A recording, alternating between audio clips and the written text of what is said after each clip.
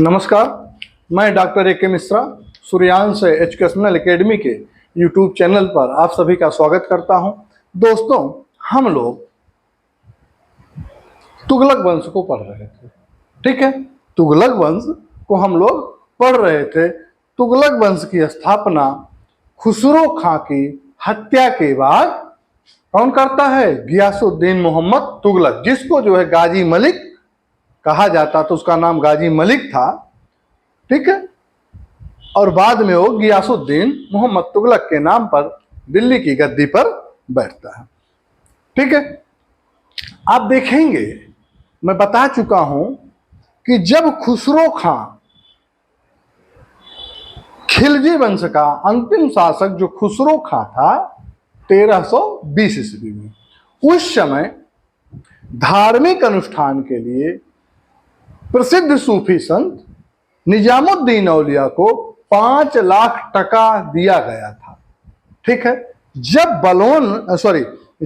गियासुद्दीन मोहम्मद तुगलक दिल्ली की गद्दी पर बैठता है, और ये पैसा कब दिया गया था? जब वो दीपालपुर का सूबेदार था, उस समय खिलजी वंश के समय। उस पैसे की मांग वो जूना खां अपने बेटे के माध्यम से निजामुद्दीन औलिया से मांगता है। निजामुद्दीन औलिया वो पैसा देने से मना कर देते हैं। तो कहता है कौन? गियासुद्दीन मोहम्मद तुगलक। वो कहता है कि जब बंगाल अभियान पर विजय प्राप्त करके वो वापस लौटता, तो कहता है, सूचना पहुंचाता है निजामुद्दीन औलिया को कि निजामुद्दीन औलिया को बता दीजिए कि मेरे दिल्ली में पहुंचने से पहले दिल्ली छोड़ दे, या तो 5 लाख टका दे दे। जब ये सूचना निजामुद्दीन औलिया को मिलती है, तो निजामुद्दीन औलिया कहते हैं कि दिल्ली अभी दूर है, हनूज दिलही दूर अस्त। हनूज दिलही दूर अस्त कौन कहता है? निजामुद्दीन औलिया। आप देखेंगे कि जब वो 1325 ईस्वी में तिरहुज पर विजय प्राप्त करता है और दिल्ली को प्रस्थान करता है, तो दिल्ली से लौटते हुए मार्ग में दिल्ली और दौलताबाद के निकट एक स्थान था अफगानपुर। अफगानपुर में 1325 ईस्वी में क्या होता है? 1325 ईस्वी में गियासुद्दीन मोहम्मद की क्या होती है? मृत्यु हो जाती है, ठीक है। इसके बाद उसका ज्येष्ठ पुत्र कौन दिल्ली की गद्दी पर बैठता है? मोहम्मद बिन तुगलक। मोहम्मद बिन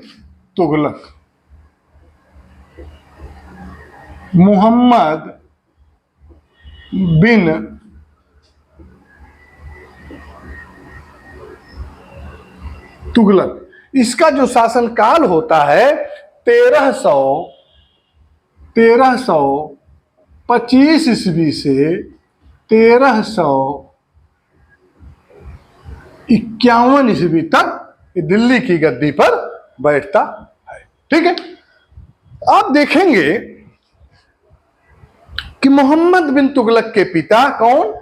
गियासुद्दीन या गयासुद्दीन तुगलक की मृत्यु के पश्चात, ठीक है, इसकी उपाधि क्या है? मोहम्मद बिन तुगलक, जूना खां। मोहम्मद बिन तुगलक या मोहम्मद तुगलक या मोहम्मद बिन तुगलक के नाम से 1325 ईस्वी में क्या करता है? मोहम्मद बिन तुगलक दिल्ली की गद्दी पर बैठता है। आप देखेंगे उसकी राज्यारोहण का जो है किसी ने विरोध नहीं किया। विरोध क्यों नहीं किया? उसका मात्र एक कारण था कि जो गियासुद्दीन मोहम्मद तुगलक है, ये बहुत खूंखार था। इसका जिन लोगों ने विरोध करा, उसको मरवाया, उसके खाल को निकलवाया, भूसा भरवा के चौराहे पे टंगवा दिया। इतना खूंखार था। और वही खूंखारपन जौना खा, या आप कह सकते हैं मोहम्मद तुगलक या मोहम्मद बिन तुगलक के अंदर था। इसलिए किसी भी व्यक्ति ने विरोध करने का साहस नहीं जुटा पाया। और आप देखेंगे कि मोहम्मद बिन तुगलक मुक्त, जिसको कहा जाता है कि मुक्त जो है, मुक्त हस्त से धन, उपाधि एवं जागीरें प्रदान करता हुआ निर्विरोध शासक बना। क्या क्या? मुक्त हस्त, धन, उपाधियां और जागीरें। और आप देखेंगे कि इसे जो है इतिहास में, किसे, मोहम्मद बिन तुगलक को, मोहम्मद बिन तुगलक को इतिहास में एक बुद्धिमान मूर्ख शासक कहा गया। क्या कहा गया? एक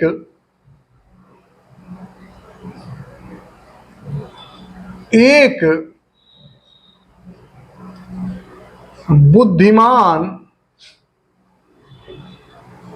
मूर्ख, एक बुद्धिमान मूर्ख शासक की उपमा किसको दी गई थी? मोहम्मद बिन तुगलक को कहा जाता है।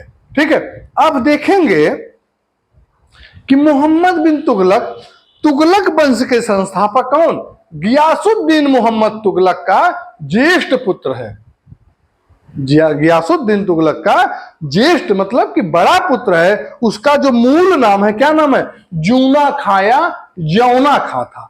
उसके पिता ने जूना खां की शिक्षा की समुचित व्यवस्था की तथा वह सैनिक और बौद्धिक गुणों में परिपूर्ण था और वह एक जो है बुद्धिवादी शासक है।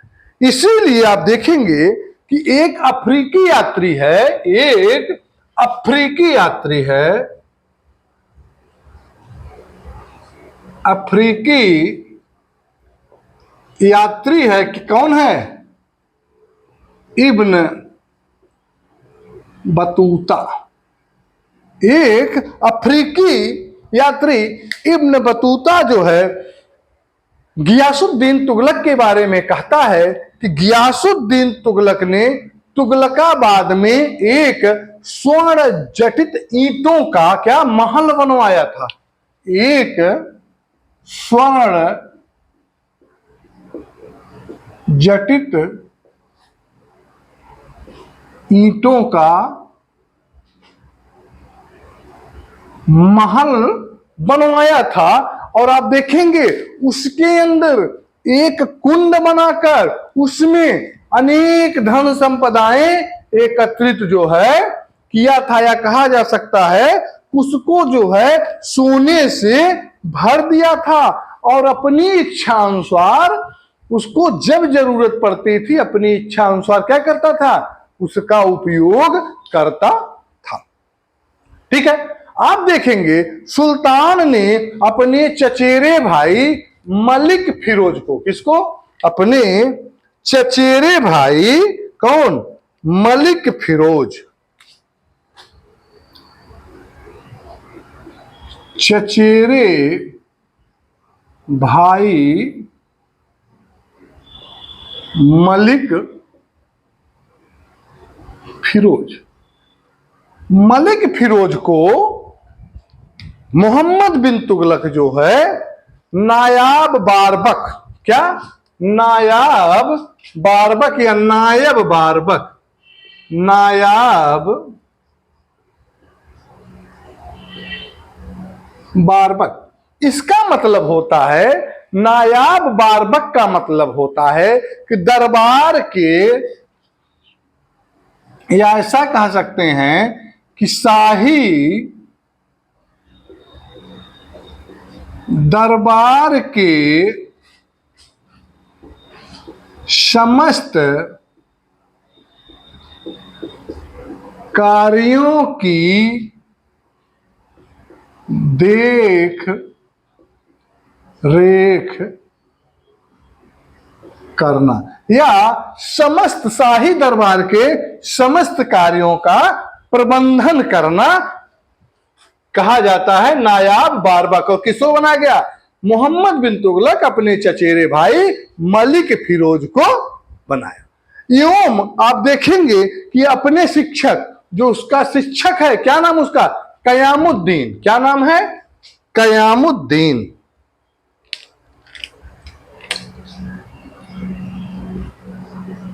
कयामुद्दीन, कयामुद्दीन इन्हीं को कहा जाता था क्या? कुतलुग खां। क्या? कुतलुग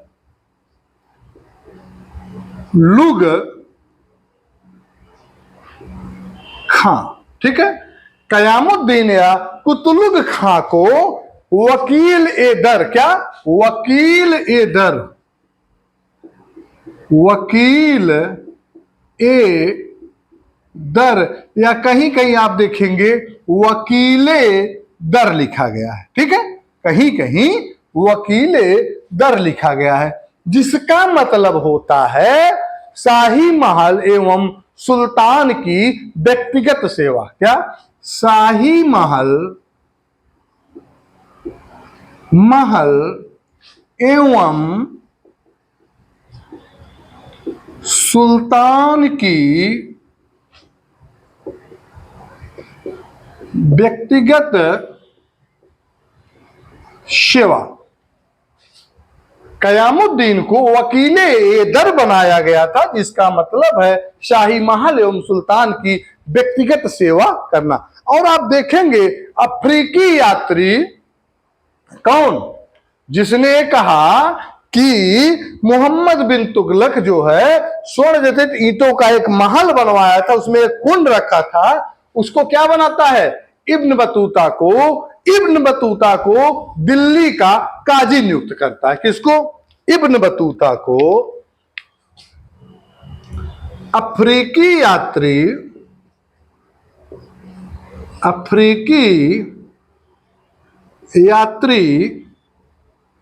इब्न बतूता को क्या बनाता है, दिल्ली का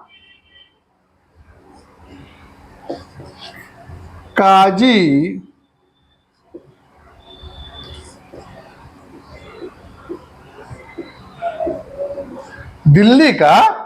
जो है इब्न बतूता को नियुक्त करता है। ठीक है, ये सारे क्वेश्चन पूछे गए हैं परीक्षा की दृष्टि से, इसलिए मैं बता रहा हूं, आप लोग अपने दिमाग में इसको बैठा लीजिएगा। साथ ही साथ आप देखेंगे कि मोहम्मद बिन तुगलक धार्मिक एवं न्यायिक मामलों से क्या करता है, उलेमा के वर्चस्व को समाप्त कर देता है। किसमें, धार्मिक एवं न्यायिक मामलों में। ठीक है, धार्मिक एवं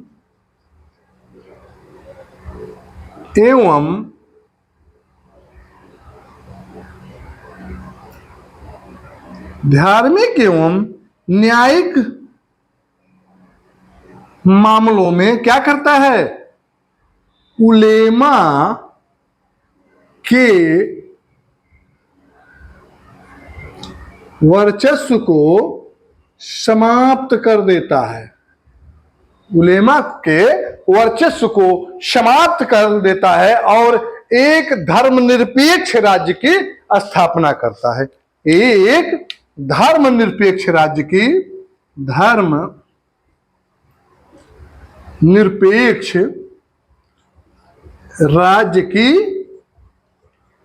स्थापना करता है। यह भी कई बार पूछा गया है कि दिल्ली सल्तनत का ऐसा कौन सा शासक है जिसने उलेमा के वर्चस्व को समाप्त करके एक धर्मनिरपेक्ष राज्य की स्थापना करी थी। तो कौन करा था, मोहम्मद बिन तुगलक ने।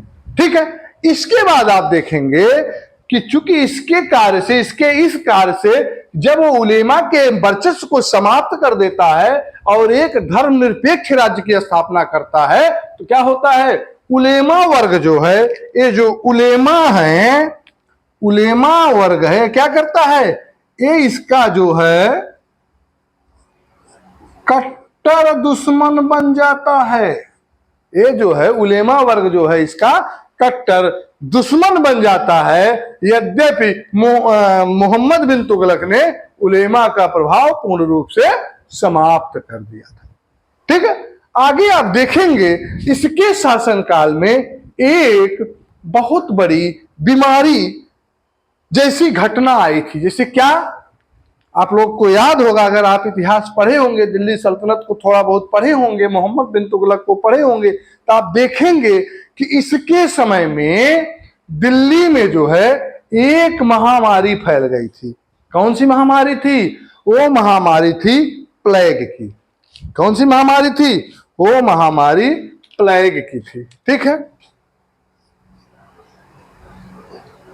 प्लेग की। आप देखेंगे कि जो है प्लेग, जिसको जो कहा जाता है क्या, ब्लैक डेथ, क्या, जिसे जो है ब्लैक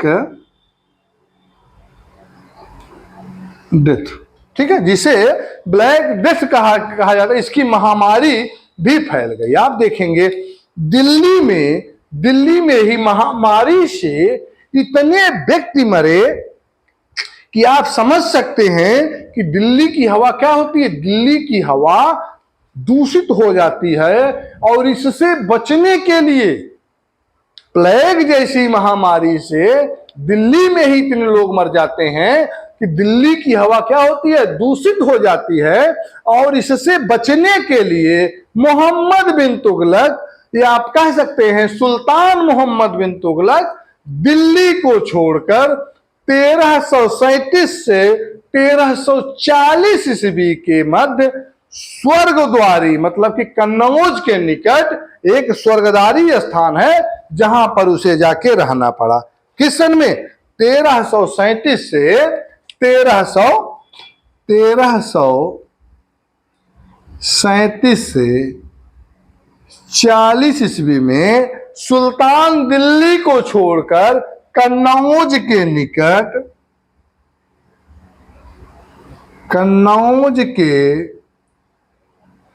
निकट एक स्थान था स्वर्गद्वारी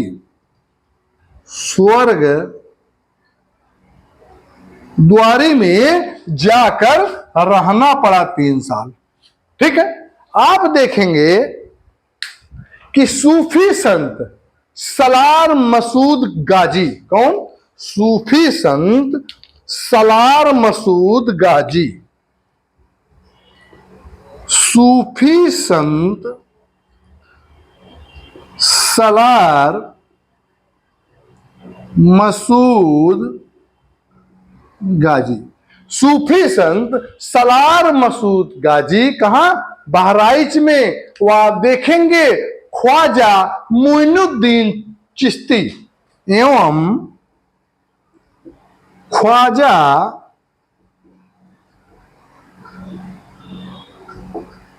मोइनुद्दीन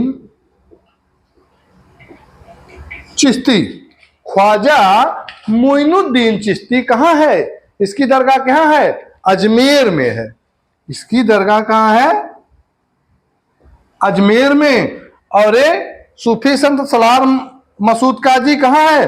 बहराइच में, बहराइच में। ठीक है, देखेंगे कि दरगाह पर जाने वाला प्रथम सुल्तान अगर कोई था तो कौन था? मोहम्मद बिन तुगलक। कई बार परीक्षा में पूछा गया है। जितने पॉइंट मैं बता रहा हूं आप लोग ध्यान से सुनिएगा, ये परीक्षा की दृष्टि से बहुत महत्वपूर्ण है। क्वेश्चन आएगा कि सूफी संत सलार मसूद गाजी, या पूछ सकता है ख्वाजा मोइनुद्दीन चिश्ती की दरगाह पर दिल्ली सल्तनत का कौन सा शासक पहली बार गया था? प्रथम सुल्तान कौन था? तो कौन था? मोहम्मद बिन तुगलक। या ऐसा पूछा जा सकता है कि मोहम्मद दिल्ली सल्तनत का, या पूछा जाता है कि तुगलक वंश का वह कौन सा शासक है? या मोहम्मद बिन तुगलक किसकी मजार, निम्न में से किनकी मजार पर गया था? उसमें एक नाम सूफी संत सलार मसूद गाजी दे देगा, या ख्वाजा मोइनुद्दीन चिश्ती देगा, बाकी 3 नाम और दे देगा, तो आप कंफ्यूज हो जाएंगे। कंफ्यूज नहीं होना है। इन दोनों के दरगाह पर या मजार पर कौन गया था? मोहम्मद बिन तुगलक। ठीक है, फिर आप देखेंगे कि मोहम्मद बिन तुगलक जो है एक नया विभाग स्थापित किया था। क्या नाम था? दीवान ए कोही। एक नया विभाग था, दीवान ए कोही।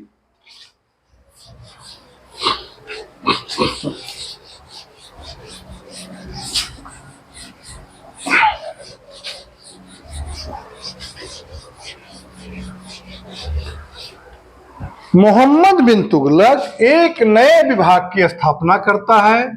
एक नए विभाग की स्थापना, नाम क्या है? नाम है दीवान ए कोही। दीवान ए कोही, कहीं कहीं आप देखेंगे लिखा होगा दीवाने कोही। ठीक है, दीवान ए कोही नामक एक नए विभाग की स्थापना करता है। साथ ही साथ आप देखेंगे इसका जो प्रधान होता है, इसका प्रधान अमीर ए कोही कहलाता है। इसका प्रधान कौन होता है? अमीर ए कोही। इसका प्रधान अमीर ए कोही था। उसके अधीन आप देखेंगे क्या था? उसके अधीन कृषि विभाग रखा गया था। इसके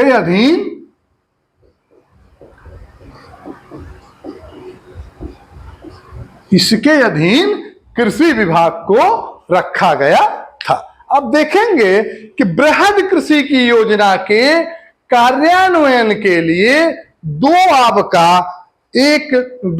का ही एक क्षेत्र चुना गया था। ठीक है, फिर आप आगे देखेंगे कि दक्षिण में दो प्रभावशाली स्वतंत्र राज्यों का उदय होता है। जिसमें से कौन कौन? जिसमें से एक हिंदू सभ्यता संस्कृति का केंद्र कौन? दक्षिण में आप देखेंगे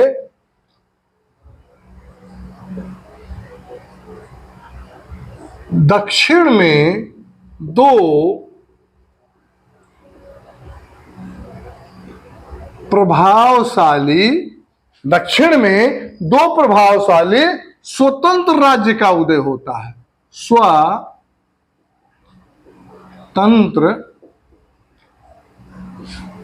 राज्य का उदय कौन कौन? पहला क्या था? पहला है हिंदू सभ्यता संस्कृति का केंद्र। हिंदू सभ्यता संस्कृति का केंद्र कौन स्थान है? हिंदू सभ्यता संस्कृति का केंद्र कौन था? विजयनगर है। विजयनगर है। तो वहीं दूसरा क्या है? मुस्लिम संस्कृति का क्षेत्र। क्या दूसरा है? मुस्लिम सभ्यता संस्कृति का क्षेत्र। इसका स्थान कहां है? इसका स्थान बहमनी था।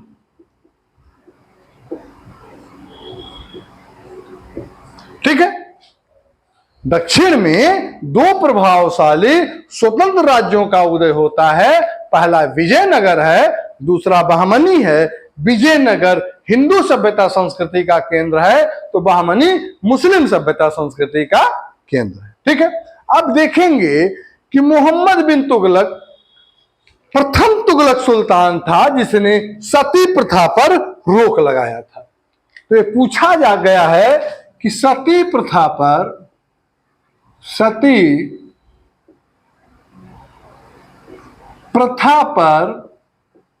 रोक किसने लगवाया था? तो सती प्रथा पर रोक जो है प्रथम सुल्तान था तुगलक वंश का। कौन? मोहम्मद बिन तुगलक, जिसने सती प्रथा पर रोक लगाया था। आप देखेंगे प्रथम मध्यकालीन सुल्तान जिसने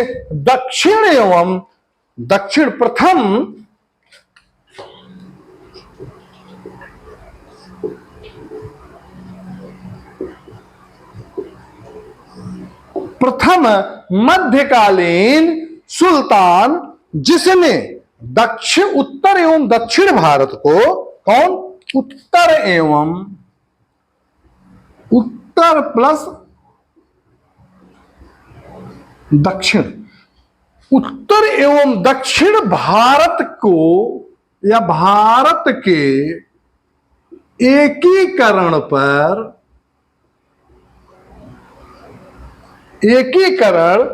का प्रयास जो है किया था।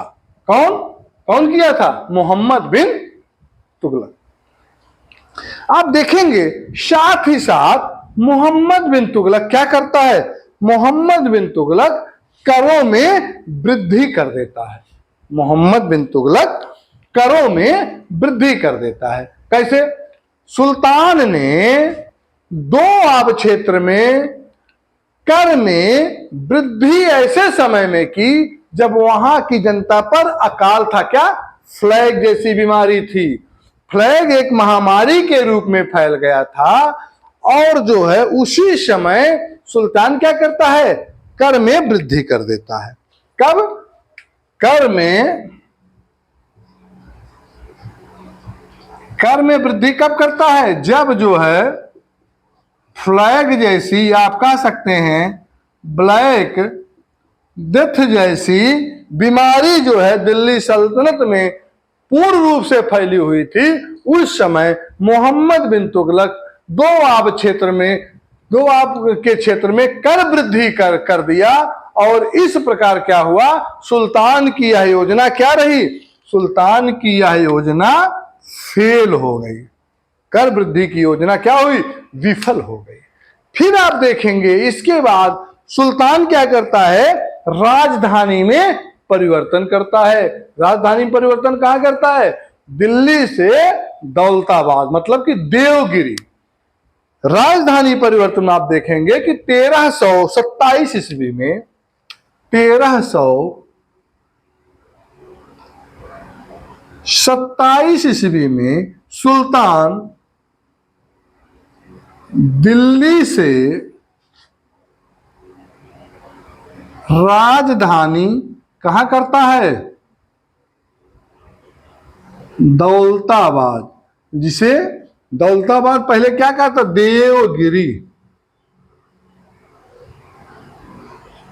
दिल्ली से 1327 ईस्वी में मोहम्मद बिन तुगलक दिल्ली से दौलताबाद अपनी राजधानी स्थानांतरित की तथा उत्तर एवं दक्षिण भारत के संपूर्ण साम्राज्य को नियंत्रण किया जा सके, इस बेस पर जो है उसने क्या करी?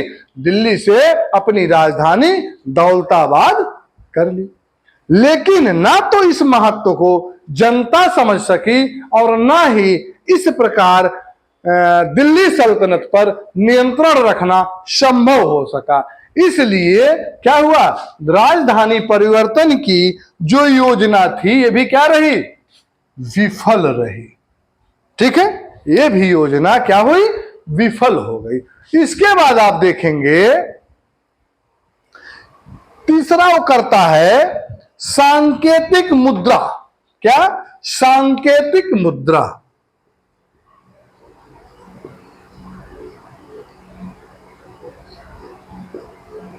सांकेतिक मुद्रा चलाता है। इसमें आप देखेंगे कि मोहम्मद बिन तुगलक ने चांदी के सिक्कों के स्थान पर तांबे की सांकेतिक मुद्रा, किसके? जो चांदी का सिक्का था उसके स्थान पे क्या हुआ? तांबे का सांकेतिक मुद्रा चलाया गया। और इसका उद्देश्य क्या था? कि सोने चांदी जैसी बहुमूल्य धातुओं को नष्ट होने से बचाना था। परंतु क्या हुआ? परंतु बड़े स्तर पर जो है नकली सिक्कों का प्रचलन दिल्ली सल्तनत में शुरू हो गया। इसलिए मोहम्मद बिन तुगलक क्या करता है कि बाजार से सभी तांबे के सिक्के लेकर सरकारी खजाने से उनके बदले चांदी के सिक्के दे दिए, जिससे क्या होता है? जिससे खजाना रिक्त हो जाता है। और यह भी योजना क्या होती है? यह भी योजना उसकी पूर्ण रूप से विफल हो जाती है। ठीक है, फिर आप देखेंगे अच्छा, एक इंपॉर्टेंट बात आप लोग ध्यान दीजिएगा कि चीन में सर्वप्रथम कुबलाई खां, चीन में सर्वप्रथम कुबलाई खां, चीन में सर्वप्रथम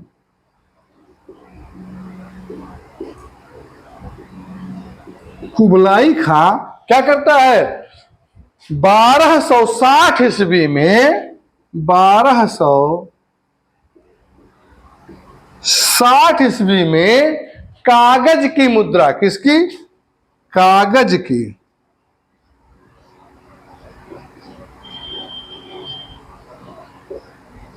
जिसका नाम क्या था? जिसका नाम चान था। क्या? चान। जिसका नाम चान था, या इसे क्या कहा? चाओ। चान या चाओ। चान या चाओ का सांकेतिक मुद्रा के रूप में ये जो कागज की मुद्रा, ये जो कागज की मुद्रा है, क्या है? सांकेतिक मुद्रा थी, जिसका सफल प्रयोग किया गया था चीन में सर्वप्रथम कुबलाई खां के द्वारा 1260 ईस्वी में। ठीक है, तो इसको आप लोग रट लीजिएगा, ये भी कई बार पूछा गया है। आगे आप देखेंगे कि 1326 ईस्वी में गुजरात के ख्वाजा जहां के नेतृत्व में 1326-27 में गुजरात में किसे? ख्वाजा जहां, गुजरात में ख्वाजा जहां के नेतृत्व में शाही सेनाओं ने क्या किया? सुल्तान के चचेरे भाई और सागर के हाकिम, कौन? बहाउद्दीन गुरसप, सागर के हाकिम बहाउद्दीन गुरसप के विद्रोह को दबाया व गुरसप को पकड़कर उसकी खाल को खिंचवा दी गई। ठीक है, इसको ध्यान रखिएगा। 1226 एवं 27 ईस्वी। इसके बाद आप देखेंगे कि 1200 दिमाग में आ गया, 1326-27, सॉरी ध्यान दीजिएगा, 1326-27 ईस्वी में। फिर आप देखेंगे कि 1328 ईस्वी में, 1328 ईस्वी में मुल्तान के हाकिम सिकलू खां, मुल्तान के हाकिम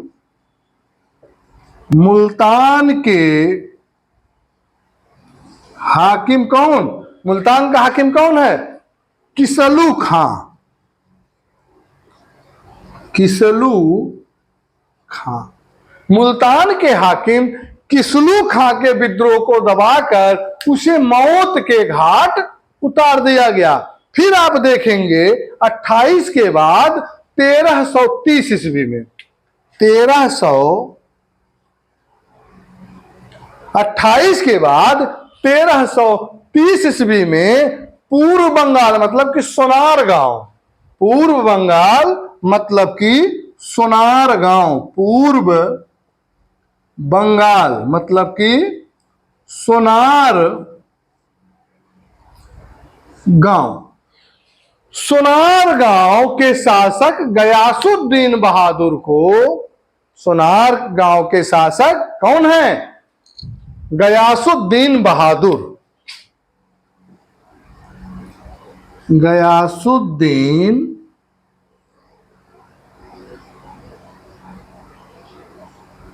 गयासुद्दीन बहादुर को सुल्तान के भाई बहराम शाह ने पराजित किया। कौन? सुल्तान के भाई बहराम शाह, बहराम शाह ने पराजित किया, क्योंकि उसने जो है सुल्तान की आज्ञा का पालन नहीं करा था। और आप देखेंगे कि पराजित करने के बाद किसको? गयासुद्दीन बहादुर को उसकी खाल को खिंचवाकर उसके सौ में भूसा भरवाकर पूरे राज्य में घुमाया गया। ध्यान दीजिएगा, किसको? गयासुद्दीन बहादुर को सुल्तान के भाई बहराम शाह ने पराजित किया। क्यों पराजित किया? युद्ध क्यों हुआ? क्योंकि वह मोहम्मद बिन तुगलक की बातों को, आज्ञा का पालन नहीं करा था। इसलिए उसको पराजित करके, उसको पकड़वा के, उसके खाल को खिंचवाकर उसके सौ में भूसा भरवाकर क्या किया गया, भूसा भरवाकर पूरे राज्य में घुमाया गया। ठीक है, आप देखेंगे कि इसके पहले 1228 ईस्वी में इतना क्रूर शासक अभी तक दिल्ली सल्तनत में, जितना आप पढ़े हैं गुलाम वंश से, गुलाम वंश के अंतर्गत हम लोगों ने कुतुबी वंश को देखा, शमसी वंश को देखा, और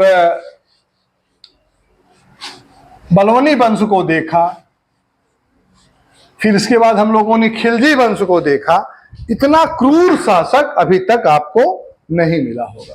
ठीक है, आप देखेंगे कि इसके पहले 1328 ईस्वी में, कितने, 1328 ईस्वी में सिंध में काजी और खतीब के षड्यंत्रों के कारण विद्रोह हुआ। किसके, काजी और खतीब के षड्यंत्रों के कारण विद्रोह हुआ। उन्हें भी पकड़कर क्या किया गया, उन्हें भी पकड़कर उनकी खाल खिंचवाई गई। कौन, काजी और, काजी प्लस कौन, काजी और खतीब, काजी और खतीब ने क्या किया, दोनों ने षड्यंत्र करके विरोध किया, और उस विरोध के कारण क्या हुआ, इनको भी पकड़कर इनकी खाल को खिंचवाई गई थी। फिर आप देखेंगे कि 1333 ईस्वी में सिहवा में, 1333 ईस्वी, 1333 ईस्वी में सिहवा, ठीक है, सिहवा में क्या होता है, सिहवा में रतन के विद्रोह में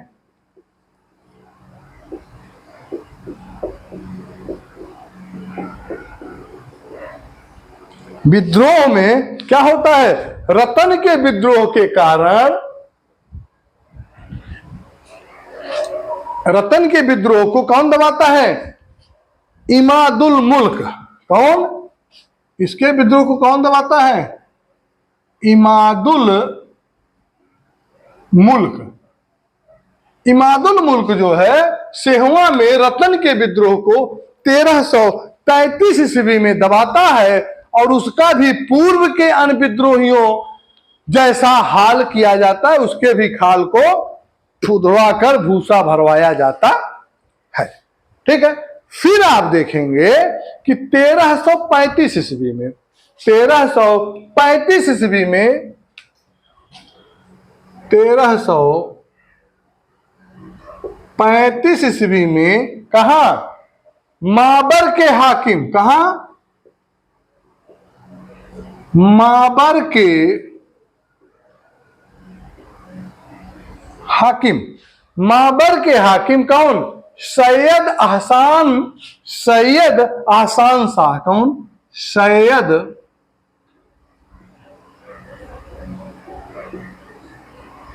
अहसान शाह। 1335 ईस्वी में माबर के हाकिम सैयद अहसान शाह ने विद्रोह करके स्वतंत्र जो है मदुरई साम्राज्य की नींव डाली। किसकी, स्वतंत्र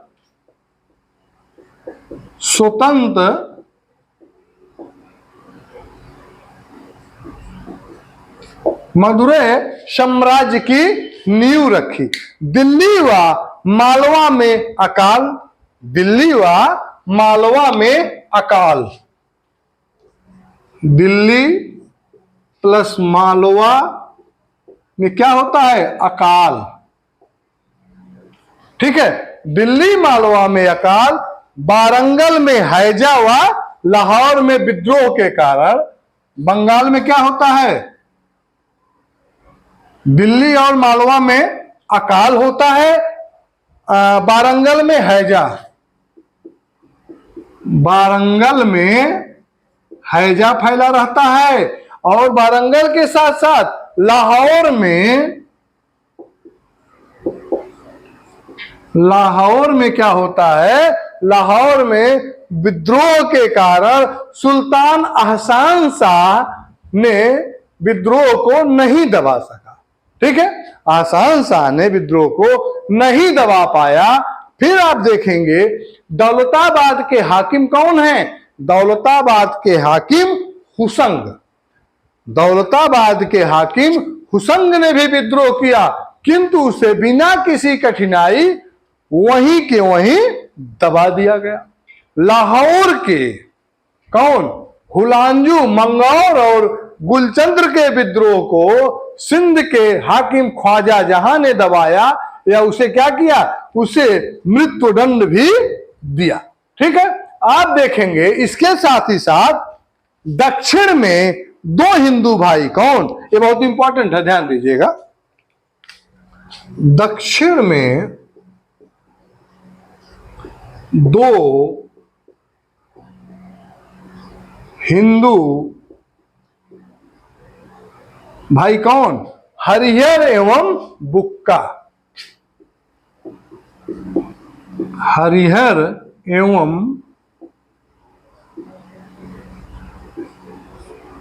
दो हिंदू भाई हरिहर एवं बुक्का ने स्वतंत्र विजयनगर राज्य, कहा स्वतंत्र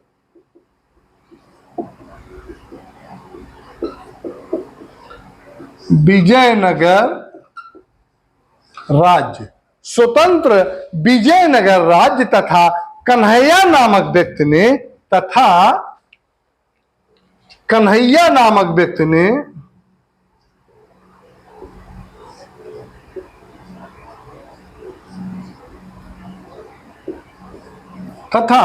कन्हैया नामक व्यक्ति ने वारंगल में स्वतंत्र राज्य स्थापित कर लिया। कहां, वारंगल में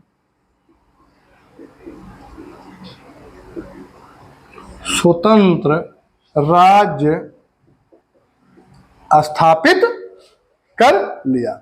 लेकिन आप देखेंगे कि 1333 ईस्वी में सोनारगांव मतलब कि बंगाल में गयासुद्दीन बहादुर के पश्चात नियुक्त किए गए हाकिम कौन, फखरुद्दीन मुबारक शाह ने, मुबारक शाह भी क्या करता है, स्वयं राज्य, स्वतंत्र राज्य स्थापित कर लेता है। ठीक है, फिर आप देखेंगे कि 1340 ईस्वी में, 1340 ईस्वी में, 1340 ईस्वी में अवध में, कहा अवध में, अवध में क्या होता है कि अवध में एनुल मुल्क के विद्रोह, किसका, एनुल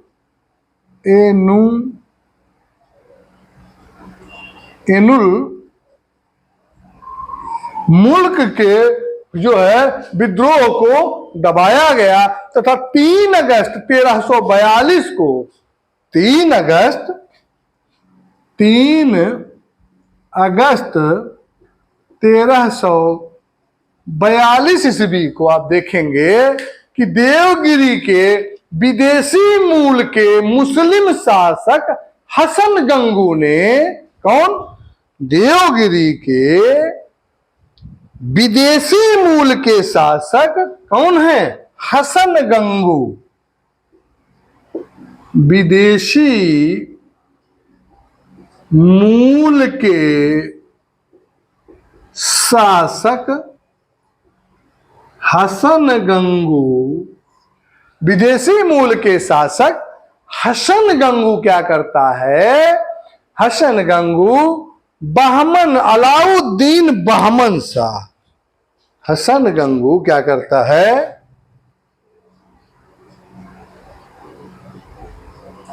अलाउद्दीन बहमन शाह के नाम से क्या करता है, स्वतंत्र नाम से जो है क्या करता है, अलाउद्दीन बहमन शाह के नाम से ये उपाधि धारण कर लेता है। अलाउद्दीन बहमन शाह का नाम क्या, बहमन शाह की उपाधि कहिए आप इसको, उसका नाम तो क्या है, हसन गंगू है, लेकिन उपाधि क्या धारण करता है, अलाउद्दीन बहमन शाह। और अलाउद्दीन बहमन शाह की उपाधि धारण करके क्या करता है कि बहमनी राज्य की स्थापना करता है, बहमनी राज्य की जो है स्थापना की। ठीक है, फिर आगे आप देखेंगे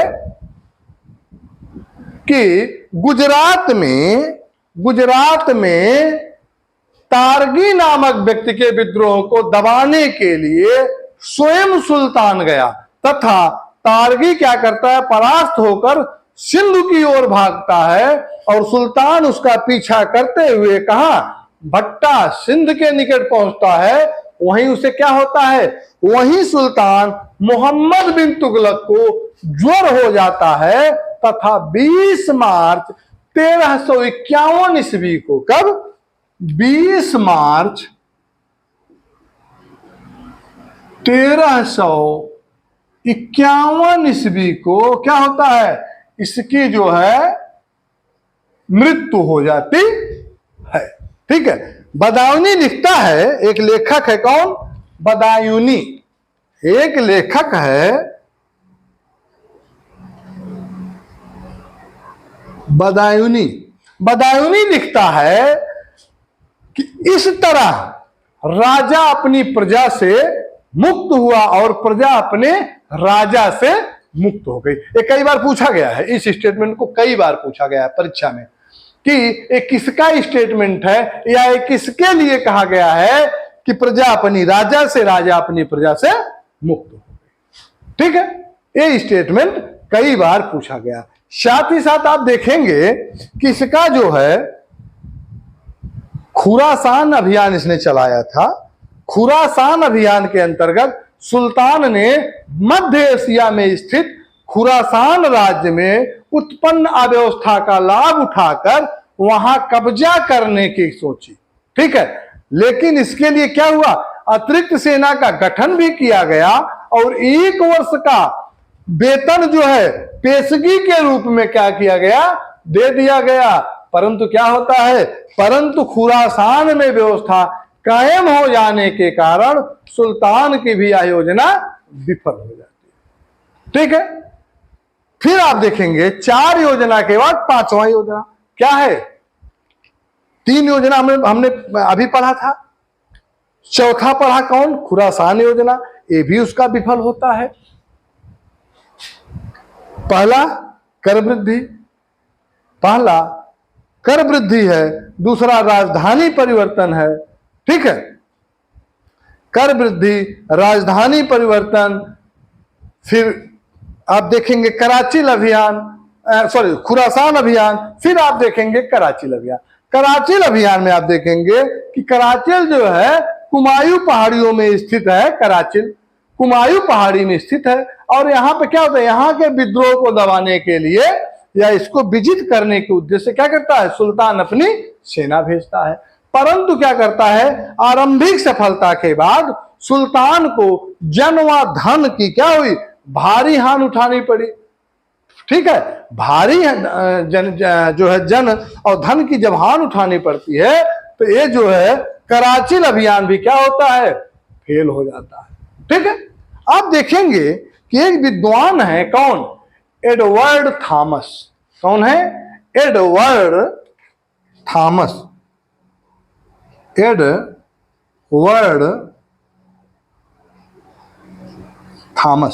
एडवर्ड थॉमस कहते हैं किसको, सुल्तान को, सुल्तान मतलब मोहम्मद बिन तुगलक को, मोहम्मद बिन तुगलक को कहते हैं सिक्का बनाने वाला सुल्तान व धनवानों का युवराज। सिक्का बनाने वाला सुल्तान, सिक्का बनाने वाला सुल्तान एवं धनवानों का युवराज या राजकुमार, धनवानों का युवराज। किसको कहा, मोहम्मद बिन तुगलक को कहा। मोहम्मद तुगलक को मुद्रा शास्त्री भी कहा गया। ठीक है, मोहम्मद तुगलक को या मोहम्मद बिन तुगलक को क्या कहा गया, मुद्रा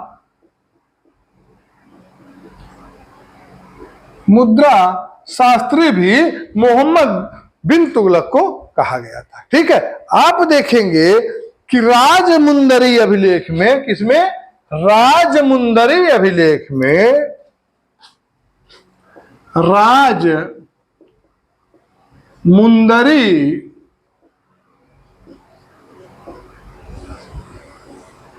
राजमुंदरी अभिलेख में इसे दुनिया का क्या कहा गया है? इसे दुनिया का या विश्व का क्या कहा गया है? इसे विश्व का खान कहा गया है। क्यों? इसीलिए इसने जौना खां की उपाधि धारण की थी। जौना खां या जूना खां, ये इसकी उपाधि थी। ठीक है, अभी इसमें और भी है, लेकिन इनके बारे में, मोहम्मद बिन तुगलक के बारे में और हम नेक्स्ट वीडियो में पढ़ेंगे। बस आज इतना ही। बस आप लोगों से निवेदन है कि मेरे इस वीडियो को अधिक से अधिक शेयर करिए, लाइक करिए, सब्सक्राइब करिए, लोगों तक इस कंटेंट को पहुंचाइए। और जहां आपको लगे कि यहां कुछ कमियां हैं या कुछ गलत मेरे द्वारा बता दिया गया है, तो उसको आप लोग बताइएगा, मैं देखूंगा और करेक्ट करूंगा। वैसे जितने भी फैक्ट इसमें मेरे द्वारा दिया गया है, बहुत सावधानी पूर्वक और एनसीईआरटी बेस पर दिया गया है। एनसीईआरटी बेस पर दिया गया है, बाकी आप लोग बताएंगे, मैं देखूंगा और सुधार करूंगा। इन्हीं शब्दों के साथ बहुत बहुत धन्यवाद।